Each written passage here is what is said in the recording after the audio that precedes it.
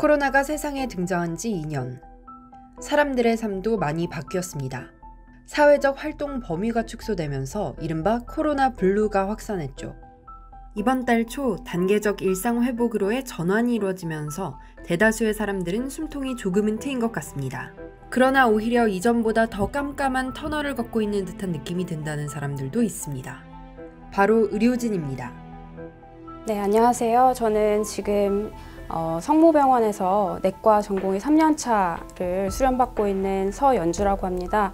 저는 여의도 성모병원 내과 3년차 수련 중인 홍한터라고 합니다. 3년차 전공의들에게 들은 의료진의 근무 환경은 업무 포화 상태였습니다. 지금 저희 병원 같은 경우는 병상의 5%가 배정이 돼서 27명을 보고 있고 3년차 전공의 1명이서 보고 있고요. 그리고 담당 교수님하고 전공의가 이제 당직 때에는 중환자실하고 27명의 코로나 환자를 같이 보고 있습니다. 중환자실 같은 경우는 지금 한 20명 정도를 이제 밤에 같이 당직을 쓰게 되는 거고요. 정말 병원 내에서의 여러 가지 상황들이 180도 달라졌는데요.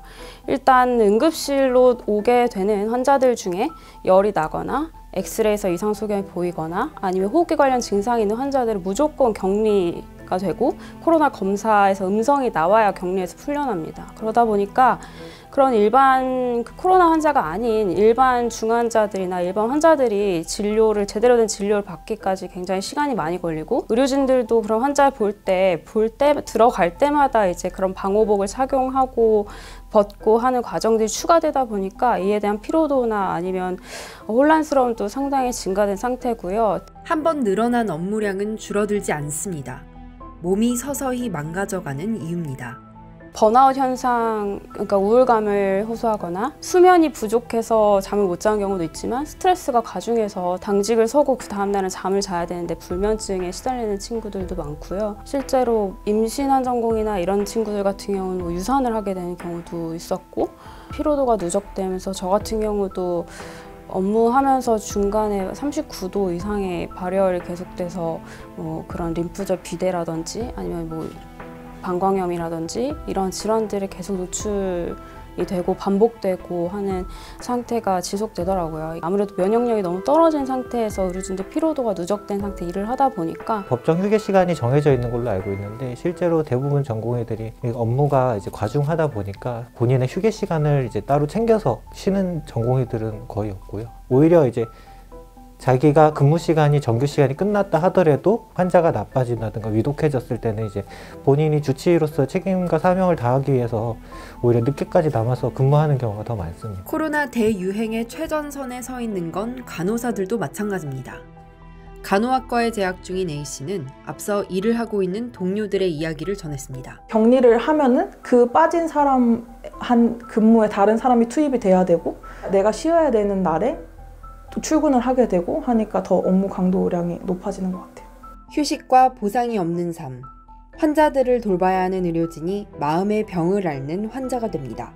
내가 이 일을 계속할 수 있을까? 혹은 내가 여기서 지금 이렇게 살고 있는 게 과연 맞는 일일까? 병원에서 업무 강도가 심해지고 그리고 인력이 또 부족한데 환자들은 늘어나는 상황들에 계속 노출되다 보니까 여기에 대한 회의감과 그리고 본인의 일에 대한 의미 상실 혹은 이게 언제까지 지속될지 모르니까 허무함 같은 것들이 몰려오고 실제로 정신과 약물을 복용하는 친구도 많습니다.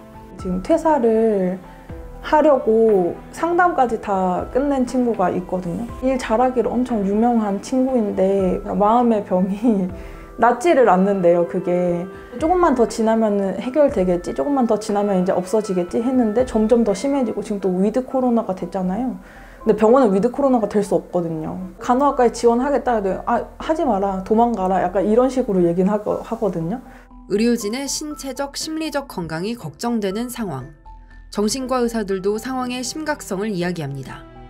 네, 안녕하십니까. 경희대학교 의과대학의 백종우입니다. 사실은 우울증이나 불안장애, 불면 누구에게나 올 수 있기 때문에 의료인이라고 정신과 의사라고 피해가지 않습니다. 재난이라는 게 공평하지 않은 것 같습니다. 너무 힘든 분들도 많지만 그중에 또 이제 의료진, 특히 이제 방역에 힘쓰는 보건소라든지 이런 분들 너무 과로하시고요. 우리가 트라우마 스트레스 학회에서 이제 설문조사를 한 1000분 했는데 다른 일반 국민들도 지금 다 우울, 불안, 자살 생각이 많아졌지만 이분들이 1등이시더라고요.